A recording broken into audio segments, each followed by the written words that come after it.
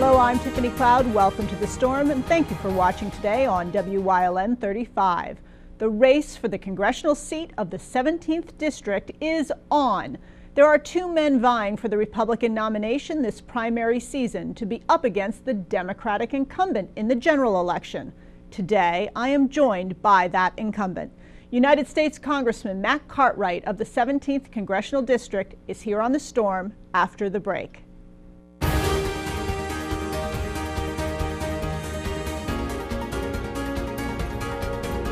Welcome back to The Storm. I'm joined today by United States Congressman Matt Cartwright of the 17th Congressional District of Pennsylvania. Thank you so much for coming back on The Storm.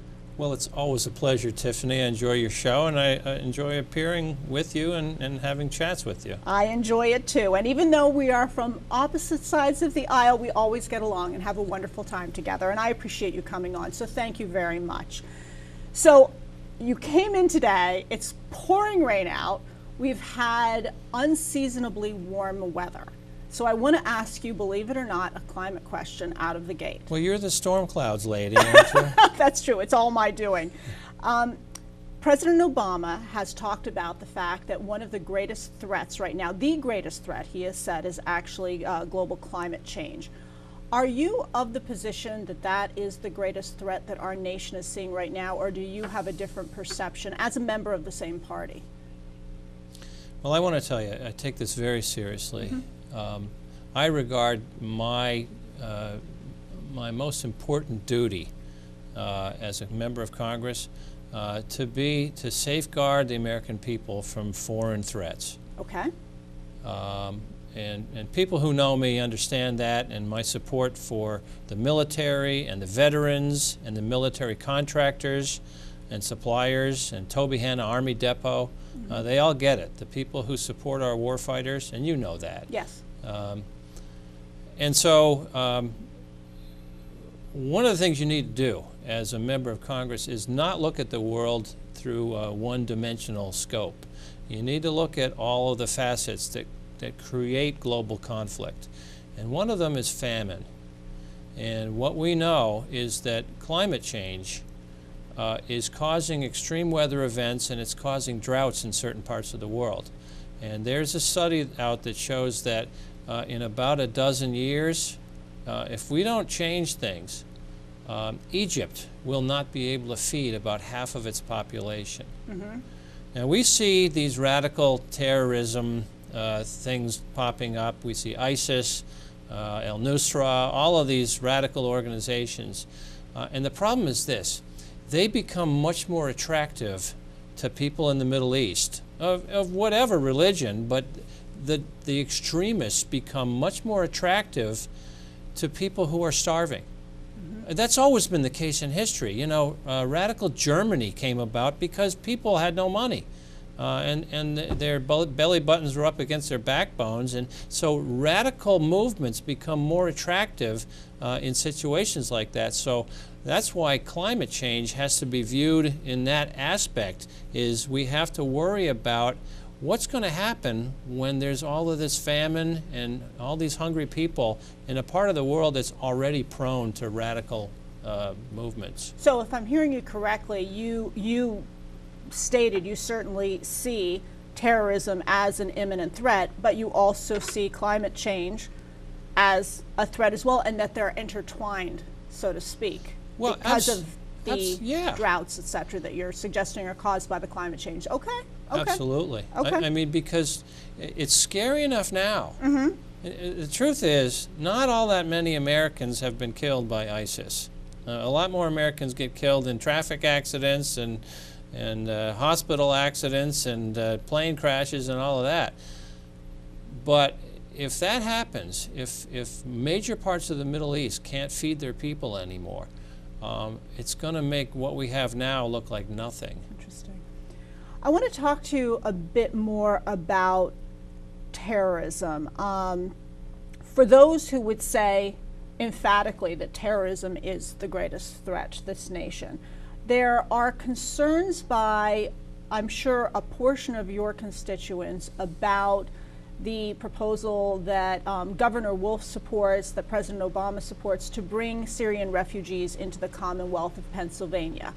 Now, those who are against that would argue that Homeland Security has said we don't have a way of properly vetting these people, that we've had visa overstays, that we've had examples of terrorists using the refugee program to try to infiltrate into our country.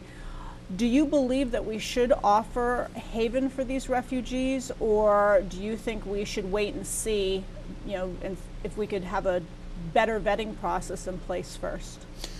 Well, I want to open up this discussion with reference to President Franklin Roosevelt. Okay. And when I first ran, I called myself a Roosevelt Democrat. Yes. And one of the reasons is, remember, he's the president that won the Second World War. And he said the greatest fear is fear itself. Mm-hmm. And we need not to lose heart. We need to be strong and not lose sight of who we are as Americans, not lose sight of our decency. That's number one. Number two, you need to look at the details of the refugee program. Okay. Right now, it takes about 2 years for somebody who wants to enter the refugee program. It's the UNHCR, High Commission on Refugees. Mm-hmm.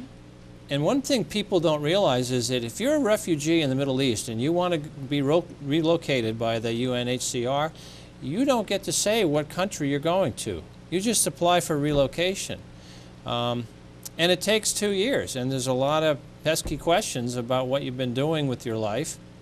And you don't know if you're, so if you're a terrorist, for example, and you want to use that avenue to get to the United States, it makes no sense whatsoever, because you don't even know that you'll end up in Norway or something like that after 2 years of waiting. What people need to understand is it's way easier for somebody to forge a passport and jump on a plane with a tourist visa. Right, and then just overstay in that way. Yeah, so yes, we got to be vigilant. Yes, we got to worry about terrorism getting into this country. But let's direct our attention appropriately to something like the visa program as opposed to relocating, desperately poor people, afraid people, people who got thrown out of their lands because of terrorism. These are the victims of terrorism. So I agree with Governor Wolf. Okay. I agree with the Pope. This is the right thing to do. And in the great scheme of things, the risk involved in refugee relocation is minuscule compared to something like the visa problem. So you would say that there is an issue, though, with the visa overstay problem that needs to be corrected and addressed. And is there anything you'd recommend that we go about doing? What we need to do is get together and stop the hype and stop the political one-liners and get together and work out the problem. Tiffany, I have to say, I've served 3 years in the Congress right now, and a lot of my best friends are Republicans. And people that I work across the aisle with constantly. I have a lot of bills that have a lot of Republican co-sponsors on, and I'm happy to say we can work together where we have a will to. And what we're going to do is we're going to go to break, but when we come back, we're going to talk about a bunch of those bills and a bunch of the things that you've been really working on the last couple of years. So with that, we will go to break, and we will be right back on The Storm.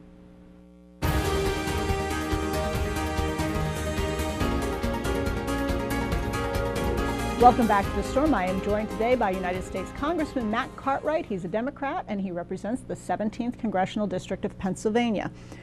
Congressman Cartwright, I recently interviewed one of the two Republicans. There's a two-man race on the Republican side to be up against you in the general election. I interviewed Glenn Geisinger. I do have Matt Connolly coming on my show as well.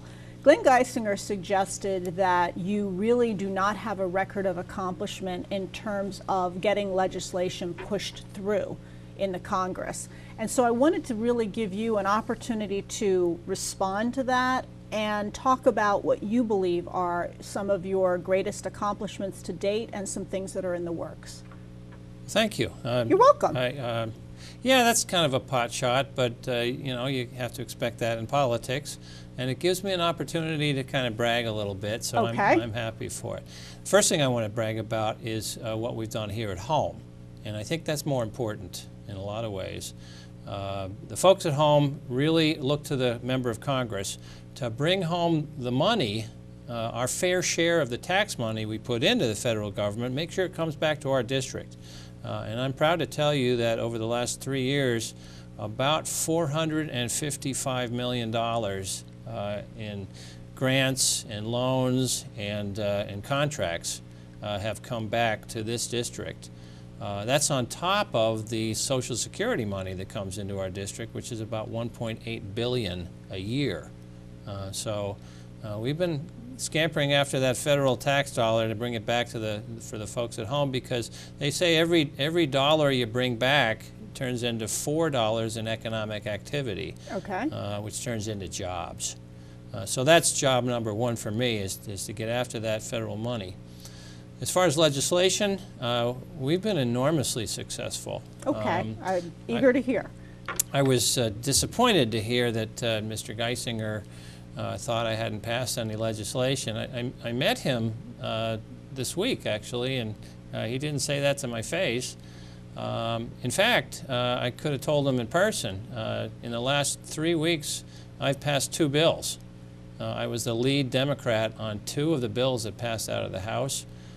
Good bills that both Democrats and Republicans supported. You need to do that in a Republican-controlled House right now. You need to sponsor bills that Republicans can get on board with. I've been very proud of my record at getting Republicans on my bills.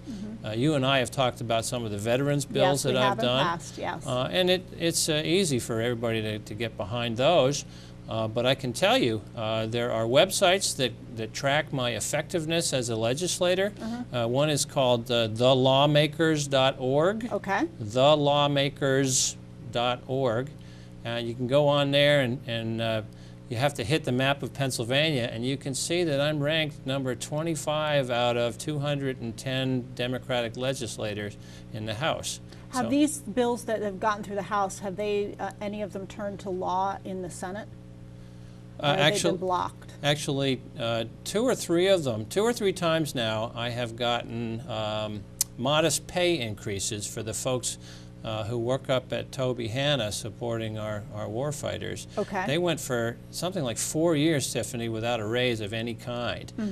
We got in there and pushed hard for it, and we've had pay increases enacted into law. But other things like that, there's Route 209, for example, goes through the Delaware Water Gap. Yeah, I read about this on your website. Do tell. Yes, I was interested in this. Yeah, a bit of red tape was there, and I got together with Tom Marino, and we passed a bill to allow commercial traffic to go down through the water gap on Route 209. Not only, practical things like that everybody can Why get was it not behind. allowed previously? Was it just concerns about bridges, or was it concerns about congestion, or what was the concerns that it was a national park? You don't want a lot of truck traffic going through there. But that was impeding local businesses, and it made sense to fix that, and we did. What else have you been working on? Looks like you have quite a list there. So we do. I mentioned some of the veterans bills, and I think you'd probably appreciate a status update. I on always some like of them. a status update, yes. One of the things we're concerned about is so many of the people that came back, and in your family, you guys understand this as well as anybody. So many of the guys and gals that came back from Iraq and Afghanistan suffer from post-traumatic stress. And there were not enough psychiatrists in the VA system to handle that load. And that is correct. And one of the problems was there was a lot of red tape that was involved in the hiring of psychiatrists, and we needed to cut through that red tape in order to get the volume of psychiatrists in the system. So I did a bill, the Expedited Hiring for VA-Trained Psychiatrists Act. That bill did not pass through the House.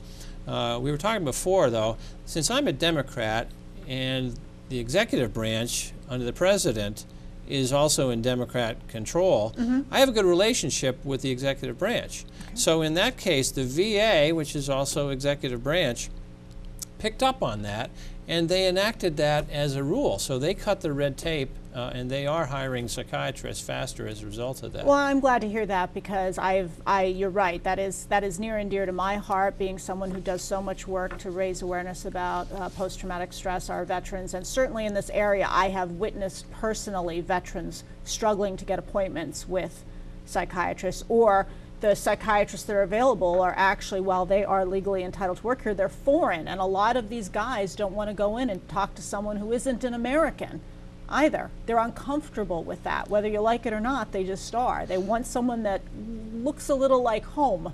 And that's part and parcel of the diagnosis. Yes. So there was that. There was another one we did. I found out there was this 5-year window. I think we talked about it the last time I was on your show.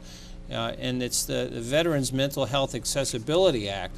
And the idea is that you have to report, veterans of Iraqi freedom or enduring freedom have to report a combat-related mental illness within 5 years of separation from service. Mm-hmm. Now think of it. You're putting on veterans who are, by definition, suffering from some kind of cognitive problem or emotional problem, the responsibility to come up with their diagnosis and report it to the correct entity within 5 years of separation of service. That's a lot, and it didn't make sense to us. Okay. So I introduced this bill to eliminate that 5 years, kind of like a statute of limitations, to eliminate that, and that's proceeding through the House. I'm happy to tell you that we have AMVETS now supporting that bill, the Retired Enlisted Association, American Veterans for Equal Rights, National Alliance of Mental Illness, and the Military Order of the Purple Heart. They are all organizations behind this bill, so we'll continue to push it. Well, and I have to say before we go to break, you're speaking to a woman who is a member of the Ladies Auxiliary of the Military Order of the Purple Heart, so there you go. And with that said, I'm going to take a break. We will be right back on The Storm.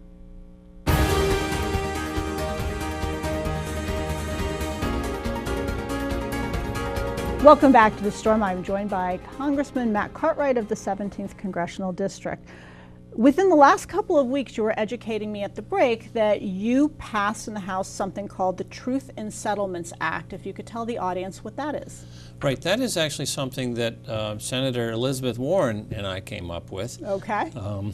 I'm a recovering lawyer, and yes, I do. And I did 25 years worth of court cases, and one thing that always kind of stuck in my craw was when some branch of the government, maybe the Attorney General's office or the SEC, they come out and they announce some big settlement. Maybe it's with a Wall Street firm that got caught doing something illegal, and they announce the settlement, and it's $144 billion penalty, okay?